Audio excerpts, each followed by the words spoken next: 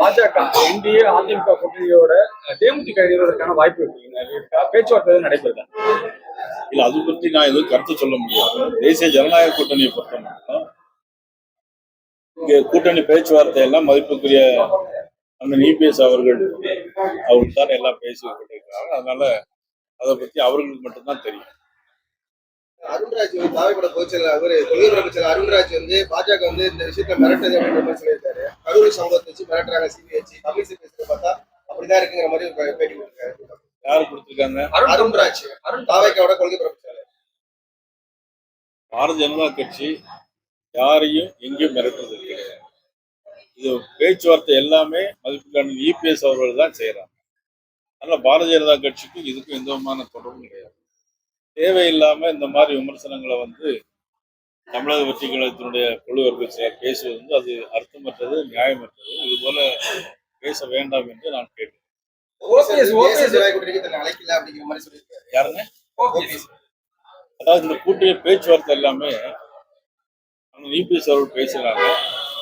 OPS பொறுத்த மட்டும் அனைத்து இந்திய அண்ணா திராவிட முன்னேற்ற கழகம் அவர் அதுல இருந்திருக்கிறாரு. அந்த கட்சியை பற்றி, அடுத்த கட்சியை பற்றி, உங்களுடைய தோழமை கட்சியாக இருந்தாலும் அந்த கட்சியினுடைய உள்கட்சி பிரச்சனைகளை பற்றி நாம் எதுவும் பேசணும்.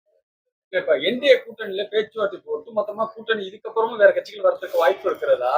ஏன்னா திமுக ஏற்கனவே நான் ஏற்கனவே உங்களுக்கு சொல்லியிருக்கேன்.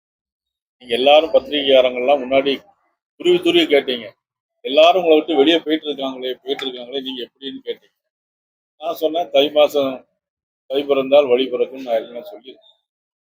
அதனுடைய அடிப்படையில் இப்ப பாத்தீங்க, நீங்க மதிப்புக்குரிய அண்ணன் டிடிவி தினகரன் அவர்கள் வந்திருக்கிறார்கள், மதிப்புக்குரிய அன்புமணி ராமதாஸ் அவர்கள் வந்திருக்கிறாங்க.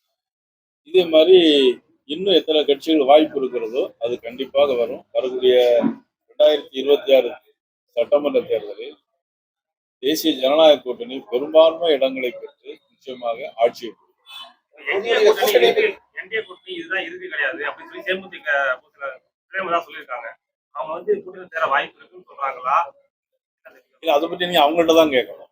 நம்ம கூட சொல்லியிருக்காங்களா? அதனால இல்ல, அதை பத்தி நீங்க அவங்கள்ட்ட கேட்டாதான் அவங்களுடைய விளக்கம். கூட்டணியை பத்தி வெளியில யாரும் பேச வேணாம் அப்படிங்கிற மாதிரி திமுக தலைமையில இருந்து போய் அறிவிப்பு இருக்கு. அதை போய் பாருங்க. கூட்டணி பத்தி தொகுதி மோடி பேச வேணாம், ஆக்கப்பூர்வமான வேலையை மட்டும் பாருங்க, புதுடியில பேசலாம்னு சொல்லியிருக்காங்க. இப்போ ஒரு எம்எல்ஏ பேசி சர்ச்சை இருக்காங்க, அதனால அந்த அறிவிப்பு நினைக்கிறீங்களா? அதனால தானே அதுல என்ன அவங்களுக்குள்ளே கூட்டணிக்குள்ளே குழப்பம் இருக்கு. காங்கிரஸ் கட்சிக்கும் திமுகவும் குழப்பம் இருக்கிறதுனாலதான் அவங்க அந்த மாதிரி பேசியிருக்காங்க. இது முந்தி ஒரு மாசம் முன்னாடி அவங்களெல்லாம் எங்களை கேலியும் கிண்டலும் பண்ணிட்டு இருந்தாங்க. இப்போ அவங்கள பத்தியே பேச வேண்டிய சூழ்நிலை வந்திருக்கு. அவங்க கட்சிக்கு அவங்க ஒரு அறிக்கை விட வேண்டிய சூழ்நிலை வந்திருக்கு. திமுக தேர்தல் அறிக்கை கதாநாயகியா இருக்கும் அப்படின்னு சொல்லியிருக்காங்க கனிமொழி. அது அவங்க சொல்லியிருக்கிறாங்க, அவங்களுடைய கருத்து. எங்களை பொறுத்தவரையில் தேர்தல் அறிக்கையை மட்டும் வைத்து மக்கள் ஏமாற மாட்டாங்க. உதாரணத்துக்கு ஒன்ன சொல்றேன். அதாவது ஓல்டு பென்ஷன் ஓய்வூதிய பழைய ஓய்வு திட்டம் கொண்டு வருவோம்னு முன்னாடி சொல்லியிருந்தாங்க. இப்போ 2021 தேர்தல் அறிக்கையில சொல்லியிருக்காங்க.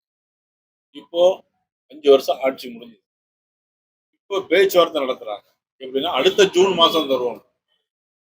கொடுக்க முடியாதவன் எதையோ காட்டுற மாதிரி இத மாதிரி ஒரு ஏமாற்று வேலை யாரு செய்ய முடியும்? திமுகவை தவிர வேற யாரும் இந்த ஏமாற்று வேலையை செய்ய? அடுத்த ஜூன் மாசம் இந்த ஆட்சியில் இருக்க போறாங்களா? இல்ல.